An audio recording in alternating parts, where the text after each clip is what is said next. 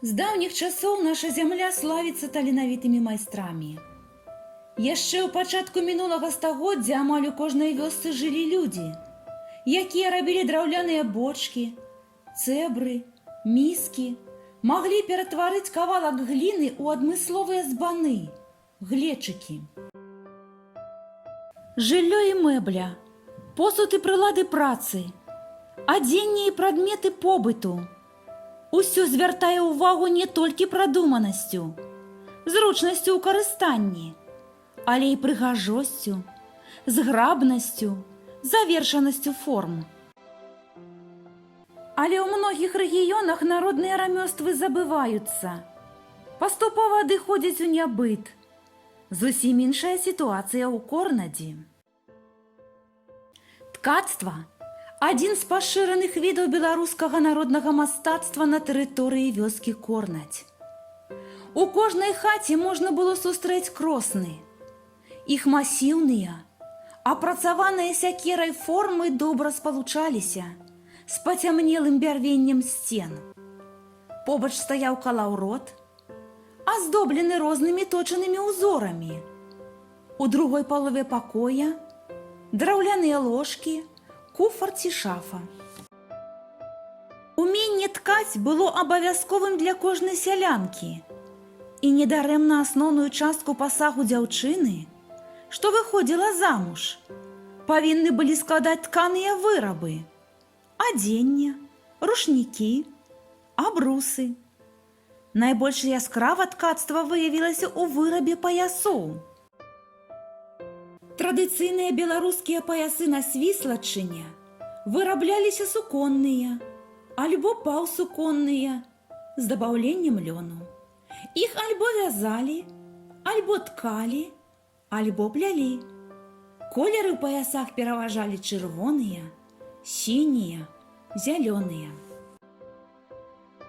Паясы некалі ў нашых продкаў мелі вельмі вялікае абрадавае значэнне. У час вяселля маладая павінна адорваць паясамі радню маладога, а таксама музыкаў, іншых удзельнікаў свята. Паясы ахвяравалі ў царкву ці касцёл. З дапамогай пояса спавівалі дзяцей. Поясам перавязвалі першы сноп ураджаю. Гаспадыня пад Новы год звязвала паясамі хатнія рэчы папарна, каб жывёла ў будучым пладзілася. Сёння значэнне пояс звузіла сваё існаванне, але ж народнае мастацтва жыве і сёння. На свіслачыне вядомы 3 спосабы пляцення і ткання паясоў. Мы выконваем дадзеныя вырабы з дапамогай драўляных дошчачак, бердзічка, а таксама на ніту. Цераз квадратныя дошчачкі з 4 адтулінамі па вуглах прапускаем рознакаляровыя ніткі асновы, якія мацуюцца да сцяны да пояса ткачыхі. Узор робім, паварочваючы дошчачкі па восі ў пэўным парадку, а ў пашчу, якая ўтвараецца пры гэтым, прапускаем уточную нітку, яе прыбіваем рукою. Бердзячка – тонкая дошчачка невялікага памеру, даўжынёю далоні больш. У залежнасці ад даўжыні вызначаецца шырыня будучай тканіны. Пры запраўцы бердзічка ў шчылінах апыняюцца няцотныя ніткі, у адтулінах – цотныя.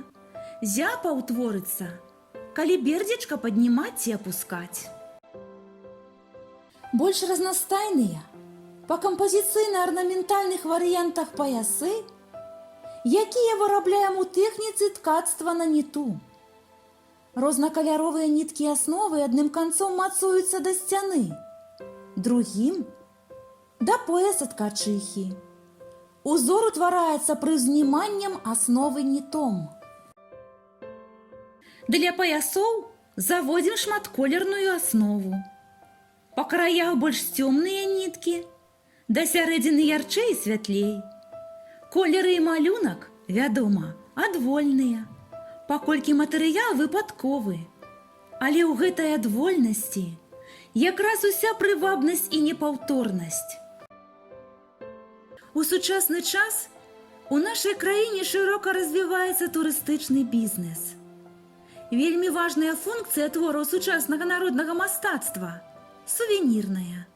Сувенір – гэта рэч, якая нагадвае ўладальніку пра тую краіну ці паселішча, дзе ён пабываў. Мы лічым, што сувенірамі нашай мясцовасці могуць стаць тканыя паясы. Чаму паясы? Таму, што яны адносяцца да тых прадметаў народнага мастацтва, якія належаць і мінуламу, і сучаснасці вёскі Корнаць. Папулярнасць іх нязменная, патрэба ў іх адчуваецца і ў нашы дні.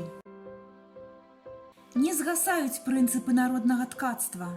Яны пастаянна развіваюцца, набываючы ўсё большае значэнне ў захаванні і развіцці нацыянальных традыцый.